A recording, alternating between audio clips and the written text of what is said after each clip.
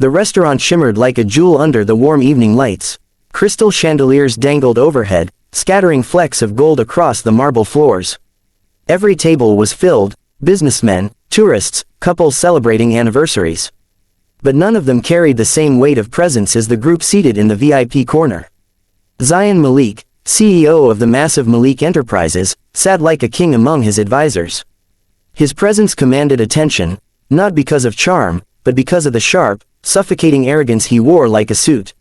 Everything about him screamed power. His expensive watch, his tailored blazer, his confident posture, even the way he flicked his finger whenever he wanted something.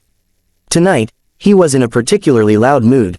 "Where's the waitress?" he snapped, rattling his empty glass. A few heads turned. The manager flinched, but the one who reacted the least was the exact person he was calling. Amira. She had been watching from a distance, bracing herself. She had seen the looks on the other servers' faces when the VIP table arrived, the silent pleas not to assign them that section. Everyone dreaded serving Zion. He wasn't violent, just painfully rude. Insults rolled off his tongue effortlessly. If he didn't like your accent, your speed, your handwriting, he mocked it. Amira tucked a strand of hair behind her ear, straightened her apron, and forced a steady breath. She needed tonight's tips. She needed every shift. Her mother's treatment wasn't cheap, and her father had passed away when she was a child. She was the family's only support. Walking toward the table, she kept her posture calm. "Yes, sir," she said gently. Zion looked her up and down with a smirk. "You again," he said. "Your accent, it's Pakistani, right?" "Yes, sir." He leaned back, amused. "Interesting. You know, we're in Dubai. Here, Arabic is the standard. But I suppose you're not used to standards." The table chuckled. Amira didn't flinch. She'd heard worse. Poverty teaches patience in ways privilege never understands. One board member cleared his throat. "Zion, maybe just order." No, let me enjoy this," he said, still smirking at her. "Tell me something, can you speak any Arabic?" Before Amira could answer, he raised his glass dramatically. "I'll give you $2 million if you serve me in Arabic. Properly, not some broken, tourist Arabic." The men around him burst into laughter again. Amira stood still. She wasn't humiliated, she was angry. Deep, controlled anger. The kind you disguise behind silence because exploding would cost you everything. She spoke carefully. "Sir, I'm here to take your order." "Oh, lighten up," he said loudly, waving dismissively. "Come on, $2 million. You can buy your family a palace." Her jaw tightened ever so slightly. A man beside him muttered, "Zion, that's enough." "No," Zion insisted. "I want to see this. I want to see her try." He looked at Amira with a mocking tilt of his head. "Well, are you going to attempt it? Or is Arabic too difficult for you?" Every word was a blade. Not just insulting her, but every immigrant worker in the city who struggled to make a living. The restaurant went quiet. People were not staring at Zion, they were staring at her. Waiting, expecting humiliation, but Amira lifted her chin softly. Not defiantly, just enough to reclaim her space in the room. She took one breath, then another, then, she smiled. A tiny, serene smile that made the entire table blink in confusion. And when she spoke, it wasn't in English. Her voice flowed out in flawless, crisp Arabic. "Kaifa yumkinuni khidmatuka, ya Saeed Zion." "How may I serve you, Mr. Zion?" The reaction was instantaneous. Someone dropped a fork. Someone gasped. A board member choked on his water. Even the background music seemed to pause. Zion stared at her as if she had just spoken magic. You speak Arabic," he said, stuttering for the first time. Amira continued, voice steady as water. "Hal turaid sharaban akar, am anta murtahib by nafsika li takam bidalik." "Do you want another drink? Or are you confident enough to serve yourself?" A few nearby diners whispered excitedly. She hadn't raised her voice. She hadn't insulted him, but the elegance of her fluency, and the hidden challenge within her words, hit him harder than any insult could. Zion's mouth opened, but no sound came out. For the first time in his adult life, he was publicly speechless. Amira wasn't done. She bowed her head respectfully and said, "Laysa al-luga ma yuhadad kimata al-insan." Language does not determine a person's worth. The words landed like thunder. The restaurant manager froze mid-step, staring. A couple at a nearby table murmured, "Did you hear that?" Someone even clapped quietly before stopping, unsure if it was appropriate. But Amira didn't bask in the moment. She didn't gloat. She didn't smirk. She simply straightened her notepad and said in English, "I'll bring your orders shortly." Then she walked away with the quiet dignity of someone who knew exactly who she was. No billionaire could intimidate her into forgetting it. Behind her, the VIP table was silent. Completely silent. Finally, one board member leaned forward and whispered loudly enough for everyone to hear. "So, Zion, are you going to give her the $2 million or not?" Another burst into muffled laughter. Zion gripped his glass tightly. His face wasn't angry, or embarrassed. It was stunned, confused, intrigued, because he had never, ever, met someone who spoke to him like that. Someone who didn't fear him. Someone who didn't care who he was. He watched Amira walk away, her confidence radiating like a quiet flame. And in that moment, something strange happened inside him. Something unfamiliar. Respect, interest, curiosity. A crack formed in the armor he had built around his ego. And through that crack, a new thought slipped in. Who is she? He didn't know it yet, but the moment she walked away, she walked straight into his thoughts. And into his fate. Zion Malik had been called many things in his life: genius, billionaire, ruthless, arrogant, but never had anyone called him silent. Yet that night, when he returned home to his luxurious penthouse overlooking the city's glittering skyline, silence clung to him like a second skin. He dropped his keys on the marble counter. They echoed in the quiet. He removed his blazer. It felt heavier than usual. He poured himself a drink. It tasted bitter. No matter what he did, his mind replayed the same scene: her calm smile, her flawless Arabic, her final sentence.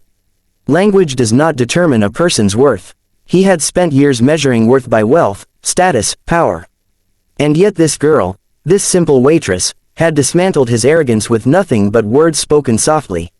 It unsettled him. It intrigued him. It woke something he didn't know he still had. Respect. By sunrise, he knew he needed to see her again. Not to confront her, not to intimidate her, but to understand her, to apologize, and maybe, something else he wasn't ready to admit.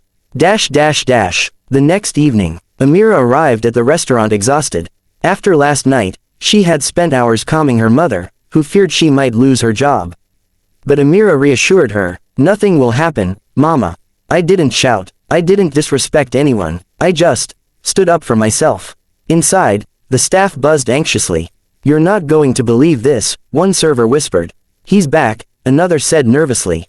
"He asked for you," the manager added, wringing his hands. Her heart sank. Of course he came back. Rich men always came back when their pride was bruised. She expected another scene, another round of mockery, maybe even a threat. Still, work was work. She couldn't avoid him. When she reached the VIP section, she stopped.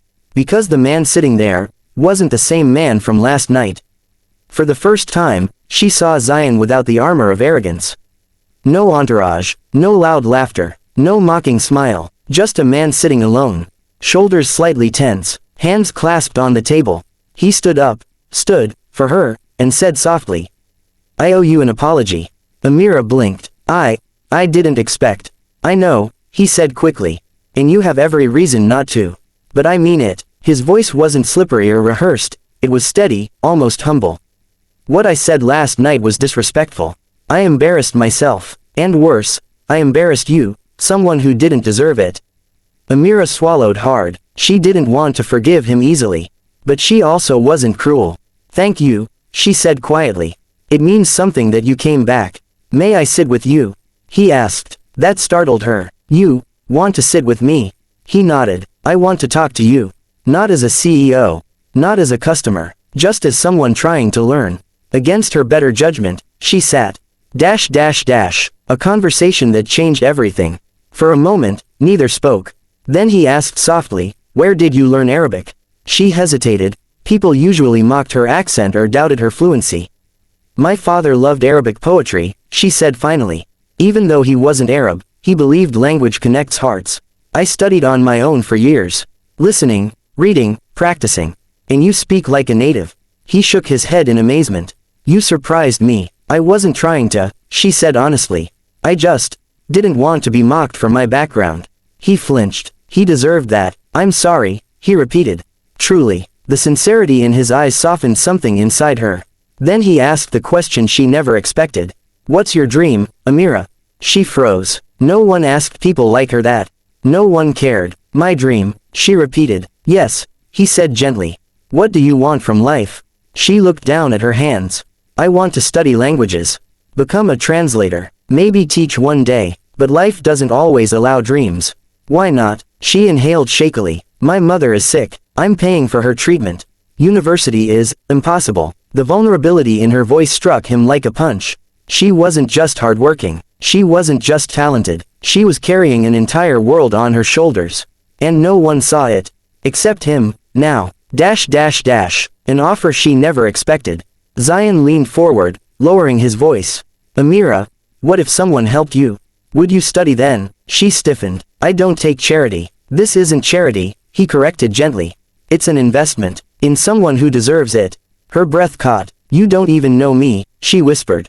He smiled softly. I know enough. I know you're disciplined, brilliant, fearless. You speak Arabic better than most executives I hire.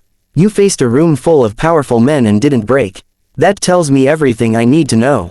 She looked away, overwhelmed. I can sponsor your education, he said carefully. Fully. Anywhere you want to study.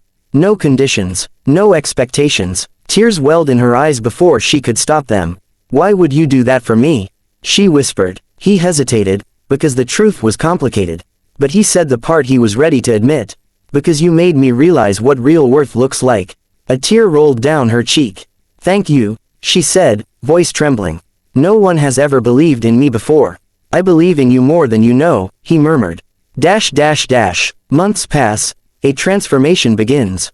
With Zion's sponsorship, Amira applied to a prestigious international university. Her acceptance letter came with a full scholarship, paid quietly by him. He insisted it stay anonymous. I don't want credit, he said. I just want you to have a future. She studied linguistics with passion. Top grades. Professors adored her. Students asked her for help. But even in her new world, she never forgot where she came from. She kept working part-time at the restaurant, not for money, but because it reminded her of the strength that got her here. Sometimes, late at night, when the restaurant was quiet, a familiar figure would walk in. Not as a billionaire, not as a boss, but as someone who simply liked talking to her. Their conversations became the highlight of both their days. He listened to her stories. She challenged his ideas. He asked about her studies. She teased him about his terrible Arabic pronunciation. Something gentle and warm grew between them, not rushed, not forced, but real.